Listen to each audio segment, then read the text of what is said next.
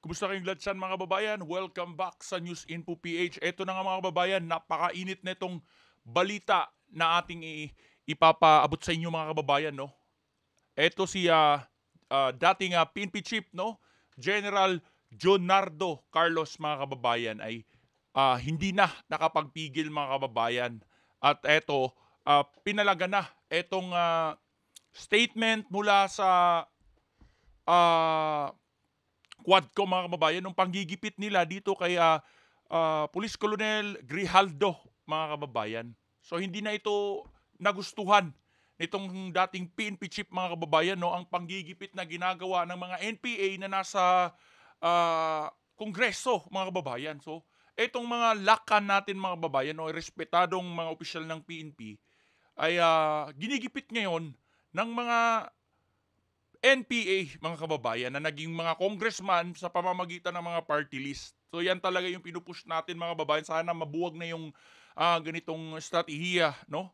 At makontrol na ng gobyerno at malagay dyan sa ating law na dapat pagka mga NPA mga kababayan, wala, automatikong hindi na sila pwedeng magserbisyo sa bayan. Kumbaga, kasi hindi naman sila mananalo kung tatakbo silang politiko mga kababayan. So ang ginagamit nila ngayong modus ay gagawa sila ng party list mga kababayan, no? So makinig kayo mabuti.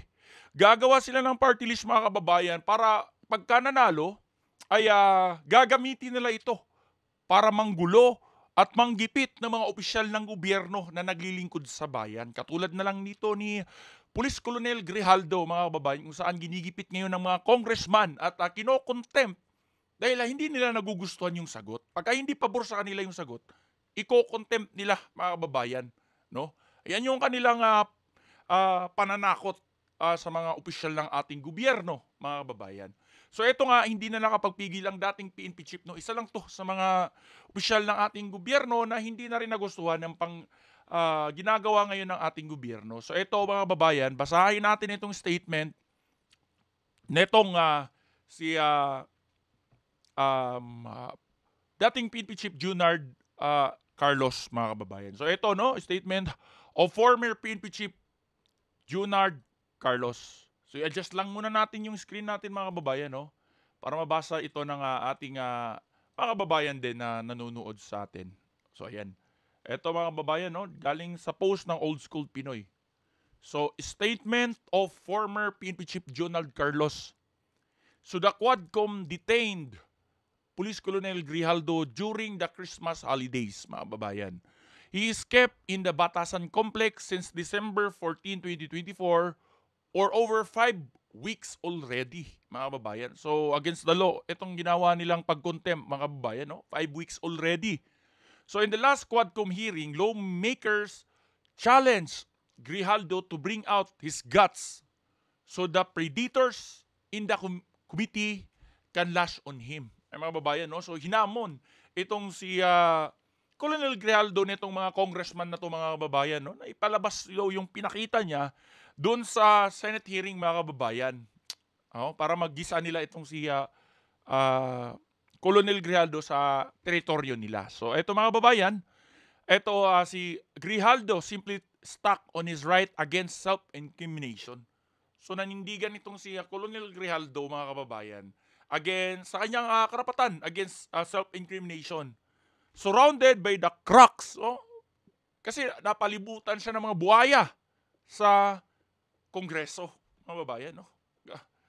I say, release Police Colonel Grijaldo. So, sinabi nitong dating PNP chief mga babayan, release Police Colonel Grijaldo from his detention and file case against him before a judicial court where he can defend himself. Ayun mga babae, no? I-release nyo at mag-file kayo ng kaso. Bakit puro detain? Detain. No? Kasi nga mga babayan, ang katotohanan niya, wala naman silang maikaso dito. Kaya ginagamit nitong mga NPA na mga congressman, no? NPA, mga babayan, na mga congressman, ang kongreso. Yan yung nangyayari ngayon. Yung mga NPA ang naghahari, mga kababayan, para panggipitin ang mga opisyal ng ating gobyerno na nagsiservisyo sa ating bayan. No, lalong-lalo na itong si Police Colonel kung saan may isiniwalat na mabigat, mga kababayan, no? Na binargain siya nitong si Congressman Fernandez para siraan, tirahin at gumawa ng kwento laban dito kay dating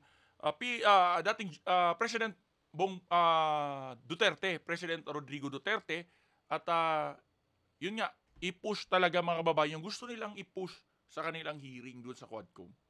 So ito mga kababayan, or better yet, bring the Quadcom hearing at the PNP ground and invite all the Lacans. So mga kababayan, sa mga hindi nakakaalam, ang mga Lacans, yan yung mga PNPA graduates. Ang tawag sa kanila mga kababayan, mga Lacans.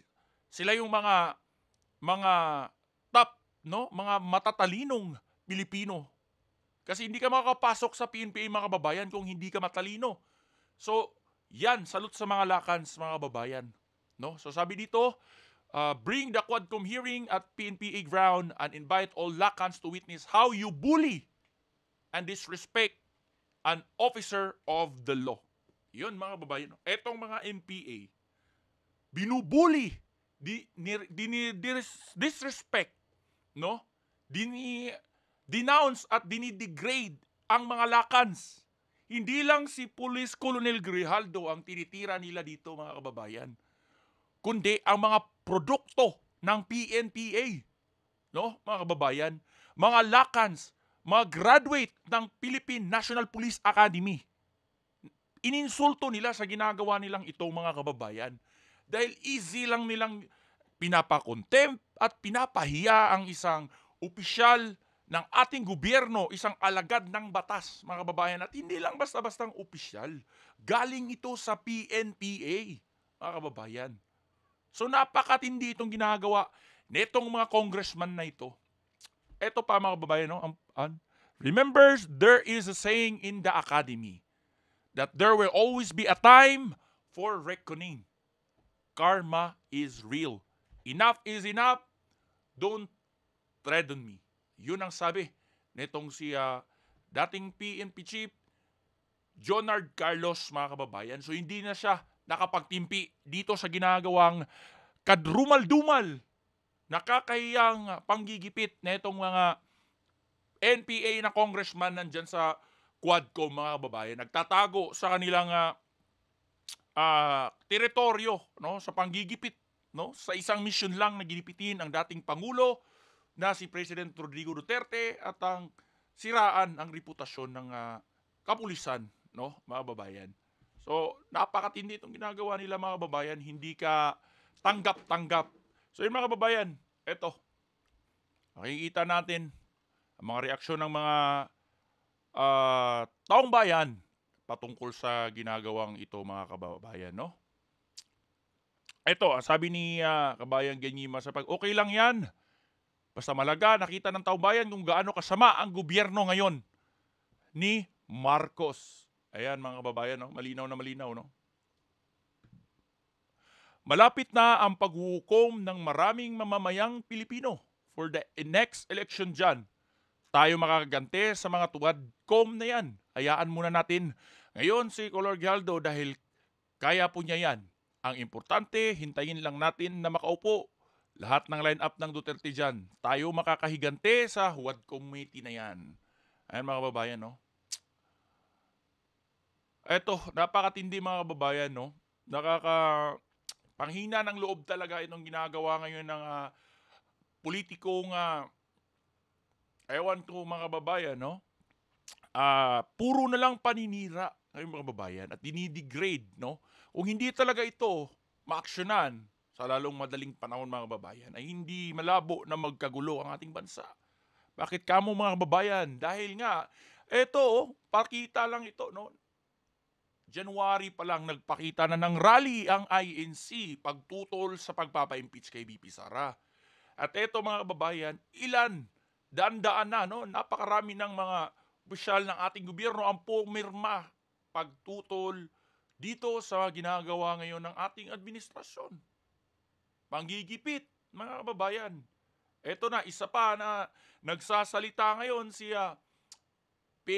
dating PNP Chief Carlos, mga kababayan. Nakaraan, nagsalita din si dating PNP Chief Albayalde, mga kababayan. Captain Dado, Mayor Magalong, dating general din. So grabe mga kababayan, napakatindi etong pangyayari ngayon sa ating administrasyon. So dapat ma-actionan na ito agad mga kababayan. So ayan na nga, napakatindi itong sinabi at statement nitong dating general mga kababayan. So ikaw mga kababayan, anong masasabi mo dito sa statement ni dating General Carlos mga kababayan dahil patungkol dito sa ginawa ng Quadcom, ano? Para kay Police Colonel Grijaldo kung saan kinokontempt nila at pinoprovoke nila mga kababayan nitong mga crocs, nitong mga buhaya sa ating gobyerno. So mga kababayan, i-comment mo yung reaction mo sa comment section below at pag-usapan natin yan sa comment section mga kababayan. At huwag mong kalimutan na i-share ang video na ito para mapanood ng marami nating Pilipino. Maraming salamat kabayan. Hanggang sa susunod natin na video.